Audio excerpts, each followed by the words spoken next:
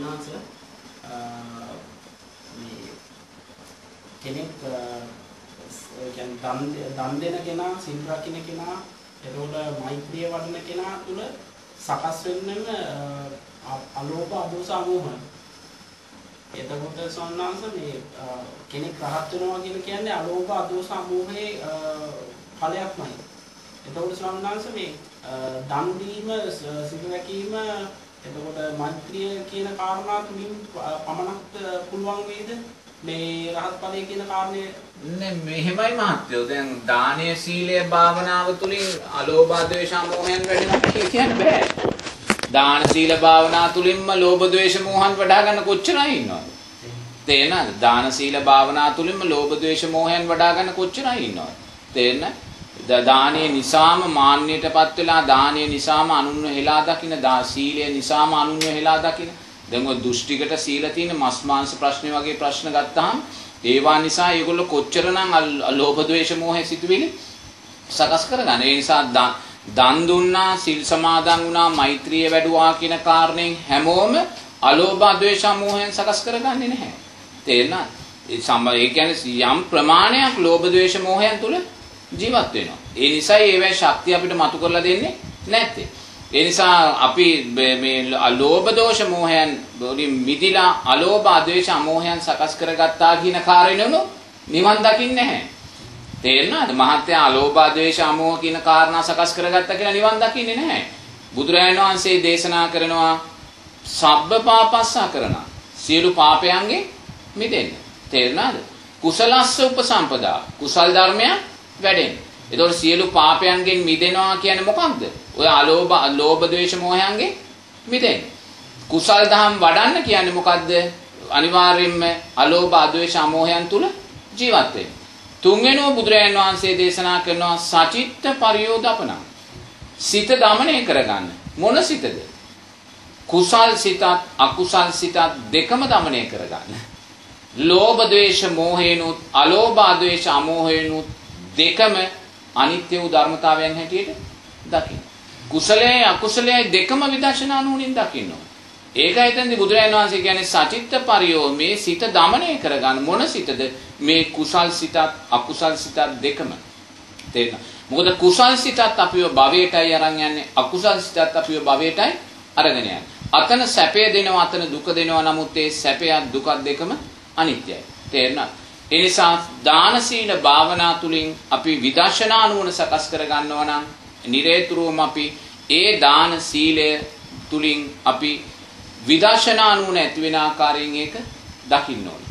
දැන් විදර්ශනා දානයේ විදර්ශනා නුවණින් දකින්නවා කියන්නේ දන් දෙමි ආයුෂ වර්ණයේ සැපේ බලයේ ලැබමි ඒ ආයුෂ වර්ණයේ සැපේ බලයේ අනිත්‍යභාවය දකින්න. ආයුෂ වර්ණයේ සැපේ බලයේ ලබන්න ඕනේ. ලබලයි ඒකේ අනිත්‍යභාවය දකින්න. එහෙම නැතුව බෑ. දන් දීලා දුන්නොත් අපිට ආයුෂ වර්ණයේ සැපේ බලය අනිවාර්යයෙන්ම ලැබෙනවා. ඉතින් දන් දීලා ආයුෂ වර්ණයේ සැපේ බලය ලැබෙද්දී ඒ ආයුෂ වර්ණයේ සැපේ බලය අනිත්‍යභාවය දකින්න. එතරම් විදර්ශනා නුවණ. තේරෙනවද? සීල සමාදන් වෙනවා. සමාදන් වෙලා සීලය ආරක්ෂා කරනවා.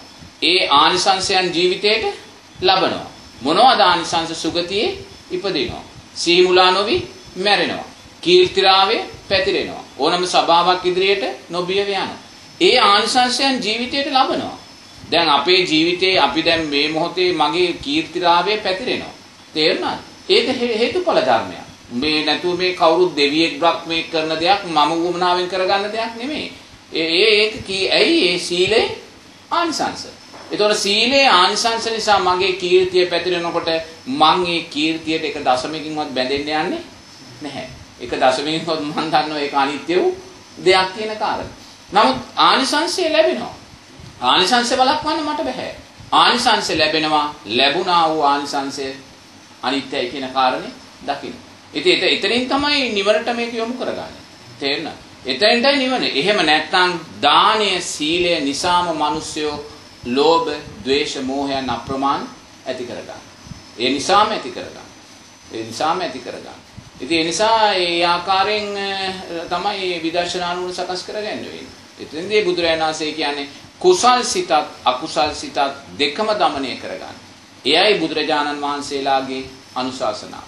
නැතෝ බුදුරයන් වහන්සේ කෙනෙක් පහළ වෙන්නේ කුසලයේ වර්ණනා කළා අකුසලයෙන් අයින් වෙන්න කියන කාරණේ කියන්න විතරක් නෙමෙයි. මේක කියන්නේ ක්‍රිස්තුස් වහන්සේත් කියනවා. වැරදි කරන්න එපා හොඳ කරන්න කියලා. අල්ලාහ්තුමාත් කියනවා වැරදි කරන්න එපා හොඳ කරන්න එපා කියලා. ඕක කියන්නේ නෙමෙයි බුදුරයන් වහන්සේ නමක් පහළ වෙන්නේ. බුදුරයන් වහන්සේ නම සාරා සංඝ කල්ප ලක්ෂ ගාණක් කියන්නේ මේ කුසලයේ අකුසලයේ දෙකම විදර්ශනා නුවණින් දකින්න. විදර්ශනා නුවණින් දකින්න. දැක්කේ තැනයි අපි ධර්මයේ අර්ථය බුදුරයන් වහන්සේ දේශනා කරන අනුශාසනාව බවට පත් වෙන්නේ. ඉතින් එතන එහෙම නැත්තම් ඉතින් වර්තමානයේ හුඟක් අය දානය නිසාම කොච්චර මාන්නයටපත් වෙනවද? ලෝභ ද්වේෂ මෝහ ඇති කරගන්න. දානය කියලා නම කිව්වේ නැත්තම් ආයිමත් පන්සල පැත්ත බලාත යන්නේ නැති කොච්චර අය ඉන්නවද? ඈ දානය කියලා නම කිව්වේ නැත්තම් අපිත් එක්ක ගැටෙන කොච්චර අය ඉන්නවද? තේරෙනවද? ඒ කියන්නේ ඉතින් ඒ නිසා තේරුමක් මේ වෙන්නේ නැහැ. සීලය නිසා මාන්නයටපත් වෙච්ච කොච්චර අය ඉන්නවද? ඈ ගිහි පැවිදි දෙපාර්ශ්වයෙන් සීලය නිසා මාන්නයටපත් වෙච්ච අය කොච්චර සමාධි දකිනවා. ඒ කියන්නේ ඒවා නිසාම දානය නිසාම සීලය නිසාම භාවනාව නිසාම ලෝභ ද්වේෂ මෝහ ඇති කරගන්න. ඒගොල්ලෝ දන්නේ නැහැ මේ සංස්කාරයන් අනිත්‍යයි කියන කාරණේ දකින්නේ නැහැ. දකින්නේ නැහැ. ඒ නිසා මේ දෙකම විදර්ශනා නුවණින් දැක්කේ තනයි ඒක ආර්ය සීලයක්, ආර්ය දානයක්, ආර්ය සමාධියක්, ආර්ය භාවනාව බවට පත් වෙන්නේ.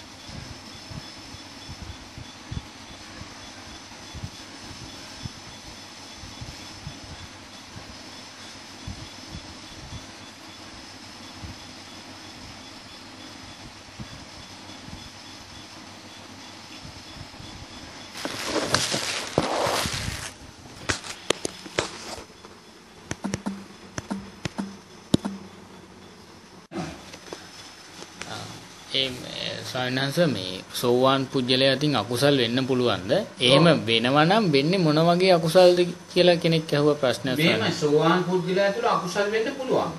නමුත් එයා සීලෙන් ආර්ය සීලයක් බවට පත් වෙලා තියෙන්නේ. සීලේ ආර්ය සීලය කියන වචනේ අර්ථය මොකද්ද? සීලය විදර්ශනා නුවණින් දැක. තේරෙනවද? සීලය විදර්ශනා නුවණින් දැක්කායි කියන තත්ත්වයන් තමයි සීලය ආර්ය සීලය කියන්නේ. මොකද එයා සීලයේ ආංශංශයට බැඳෙන්නේ නැහැ. තේරෙනවද? ආස්වාදයට බැඳෙන්නේ නැහැ. නමුත් සෝවාන් වෙච්ච කෙනා තුළ කාමරාග පටිගයන් තියෙනවා. ඉතින් සෝවාන් වෙච්ච කෙනා තුළ කාමරාග පටිගයන් තියෙනවා නම් අනිවාර්යයෙන් මෙයාටින් සිල්පද බිඳෙන්න පුළුවන්. නමුත් සිල්පද බිඳුනත් එයා කවදාක්වත් ඒ බිඳුනා වූ සිල්පද එක ෂණයෙන් මෙයා නිවැරදි කරගන්න දක්ෂයි.